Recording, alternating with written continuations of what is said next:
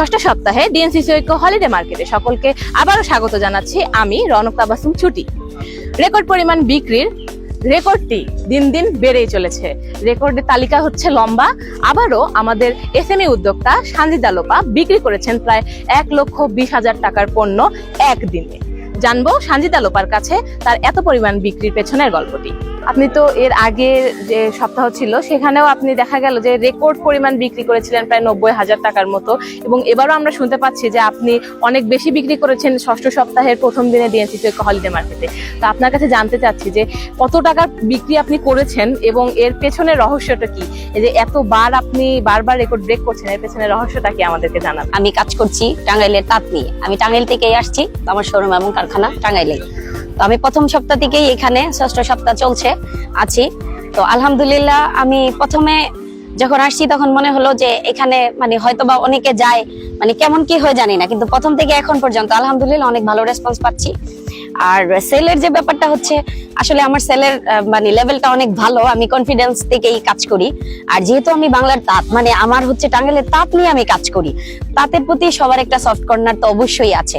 আর যখন আমার একটু একটু করে আমি সামনের দিকে আগাচ্ছি, তখন আমার প্রতি কাস্টমারের একটা ভালো আমি রেসপন্স পাচ্ছি এবং আমার প্রোডাক্টের কোয়ালিটি আমি আরো বেটার করার চেষ্টা করছি। আর আরেকটা বিষয় হচ্ছে, আমি এত সেল করার কারণ হচ্ছে আমি একদম রিজনেবল প্রাইসে প্রোডাক্ট দিচ্ছি। এটা হচ্ছে আমার সবচেয়ে বড় একটা বিষয়, কারণ আমি যে মার্জিনে যেটা দিতে পারবো সেটা অন্য কেউ দিতে পারবে না। আমি যেটা হোলসেল রেট সেটাই কিন্তু আমি খুচরো দিচ্ছি।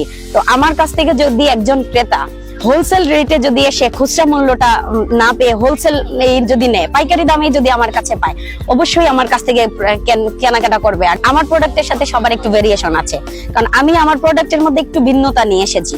প্রত্যেকবারই আমি আপডেট কিছু করার চেষ্টা করছি। যেমন আমার যে ড্রেসগুলা, একই ড্রেস আমি 5টার বেশি আমি কাউকে দেই না। প্রতি সপ্তাহে যখন এখানে আসছি, আমি চিন্তা করি নতুনত্ব কিছু নিয়ে আসবো। প্রত্যেকবারই কাস্টমার এসে আমার কাছে নতুন কিছু পাচ্ছে।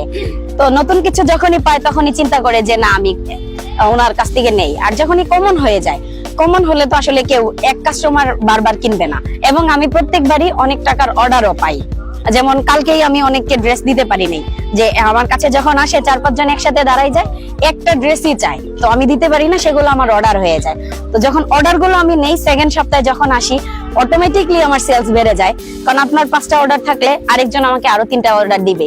তো এভাবে যদি আমি এভারেজ 10টা করে, একজনের কাছে 10টা করে অর্ডার পাই, আমার সেলস ডেফিনেটলি বেড়ে যাবে। আর এটা আমি মনে করি এটা আমার কোয়ালিটি।